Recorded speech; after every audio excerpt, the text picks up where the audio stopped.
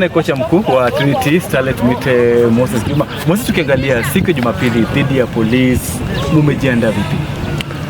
Sisi tumejiandaa kushinda game because that's what we're preparing for. Tumekuwa tukiprepare all week to make sure tuko able to win matches zetu zote. But tunajua hali ya game, sometimes tutashinda, sometimes lose, draw. But preparation yetu ni win match.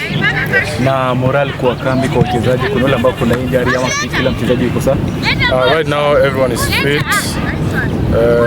What are ready for match weekend? Tulikuwa na injuries a few weeks ago and then we're happy to have Diana back. In our last match versus Harvis, alirudi na akascore. So very happy to have her back. So right now everyone are fit. Ready for match weekend. Naona kwamba leo mmekuwa mkifeel grao ya Fra. Sijui kwa upande wa kwako grao iko vipi? Grao iko poa. So Sunday our two fans will come. We're ready to enjoy the game. It's a very exciting match. So watu wakuja. So Sunday mafans watarajia nini? Watarajia ushindi. Asante sana.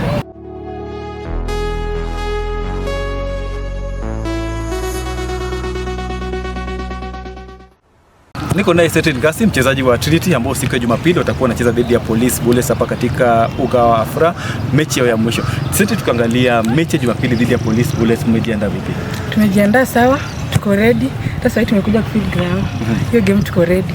Tumejipanga. Unasema kwamba mmekuja kufeel ground, feeling ya ground Afra iko vipi? Ground iko sawa, imekubali. Na tukiangalia moral kwa camp, mambo iko vipi? Watu wamesaika, watu wako sawa, wako ready kwa game. Moral iko juu.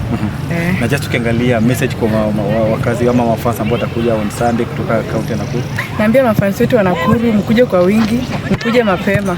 Game tutawaprovia, mkuje mtafurahia. Tuko ready. Asante sana. Karibu.